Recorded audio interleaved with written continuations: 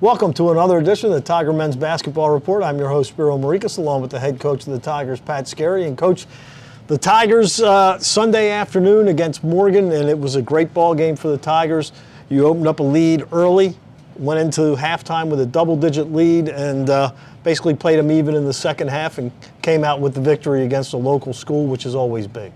Yeah, always good. Morgan's got some good pieces and well coached. We did a really good job on the backboards. I thought our defense was good. We certainly have areas we got to get better at, but typical this time, there's some good stuff and then some things you like to get better at.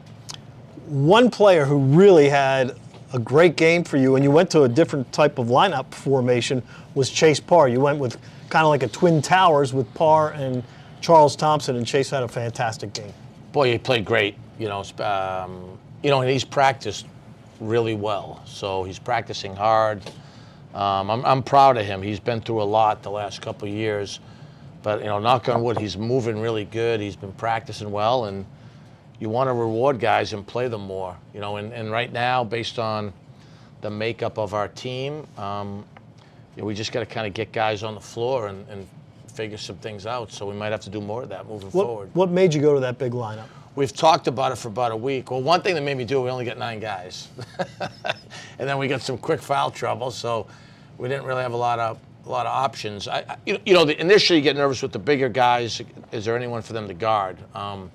But that's where he's done a really good job of getting himself in shape. He's moving better laterally, so we felt like we could do it. He's always been a high IQ guy and a good offensive player. So the Tigers get that victory against Morgan, and kind of a tough week because you had the holiday in the middle. How do you adjust to that when you don't have a game and you have that long of a gap, but a holiday right in the middle of it? Yeah, I mean, it's part of the rigors of playing Division I basketball, right? These guys, they're here a lot. It's part of the deal. It's not always easy, and you appreciate the strain they take on for that. But we went early, we took off Monday. We went early, Tuesday, Wednesday real early, and then let guys get out of here that could get out. A lot of them went over. I had a couple guys at my house, and we came back Friday afternoon. We had great practices Friday and Saturday. I mean, this group has practiced really well, but I also don't think there's any way for us to. There's really no other path for us to get there other than to keep really working at it. And then when we get these opportunities against good teams, is make progress. So when the league comes around, we're not really surprised by the level of competition, one, and then hopefully we have some bodies back, and now you really have a deep team that maybe the positions fit a little bit better. One player that you do have who has been struggling from three-point range is Christian May, but he found his stroke midway through that Morgan game. Yeah, I mean, he's leading us in minutes, right? He's done a really good job defensively. He's been a solid rebounder, and I believe he'll make shots. He's a good player. He puts the work in, so we were joking off the air with the esteemed Mike Gathigan earlier that I told him his, what his confidence is minutes. That's what I tell guys. Your confidence is your minutes. If you're playing a lot of minutes, that means we have confidence in you. If you're not, you've got to earn that confidence. So with Christian, like I said, we have great belief in him. He's got to keep shooting the basketball. There's about 4,400 players in the country. A lot of them would like to have their coach tell him to keep shooting the ball. We're telling him to keep shooting the ball. All right. He'll keep shooting, and this week he's going to shoot somewhere Towson's never been before, and that's South Dakota State, playing at a building called the Pentagon. First of all, how'd this game come about? And you've got a stout opponent there on Friday night. Well, we have a terrific opponent in South Dakota State, picked to win the Summit League and all the mid-major polls, and a special player in the kid Zeke Mayo. But yeah, we've looked for neutral games. I mean, I'd like to have more home games. The reality is most times to get a home game for us, either we have to buy the opponent, which we don't do, or play multiple non-Division I's. We're playing one for the first time in 4 or 5 years. So you get stuck a lot in these, not stuck, but in some neutral opportunities. The Pentagon, everyone tells me, is one of the unique places to play in college basketball in a great environment. They had advertised about playing South Dakota State out there in a neutral game, and we kind of jumped at it because we knew this is the type of environment that you'll see at like a Charleston in a Wilmington. I've never been to Sioux Falls either. I heard it's a pretty cool place, and our guys we're trying to get ready this week to, compete against a really good team. You mentioned Mayo. He's averaging 18 points a game, also leads the team in assists, led the team in scoring last year. And this is a team, Eric Henderson, since he took over, they're 87-35, so they're used to winning. That's pretty good, yeah. The Jackrabbits are good. They're a potent three-point shooting team. All right, so on the road, so I'm going to say that we got to, one, take care of the basketball. The second thing will be our ability to guard the three-point line.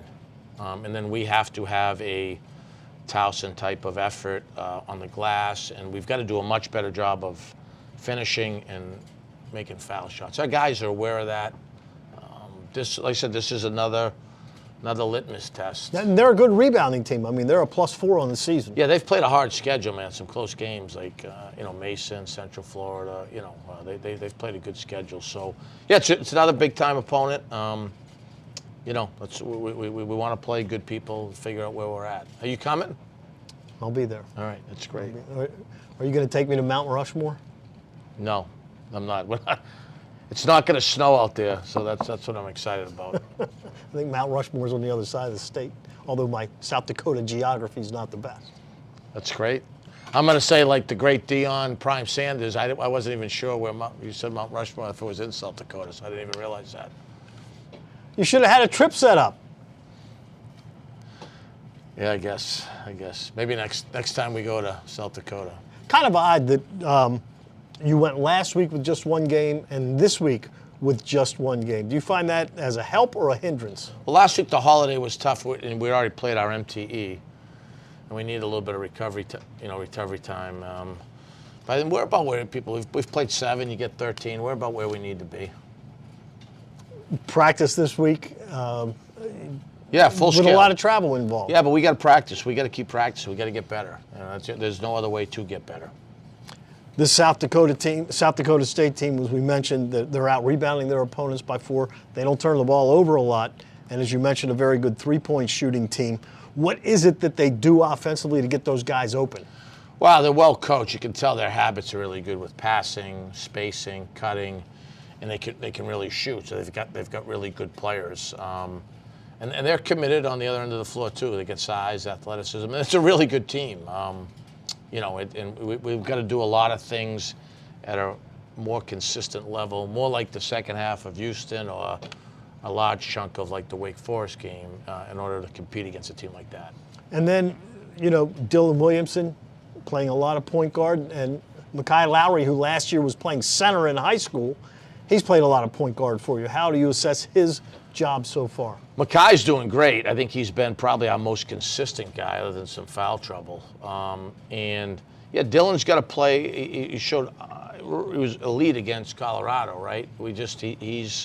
That's a really hard position that he's playing, and he's only played 7 games, but he's a good player. He's got to be committed defensively. He's got to stay shot ready, and no silly fouls. But he's a good player. He's a tough kid. He's going to help us win a lot of games.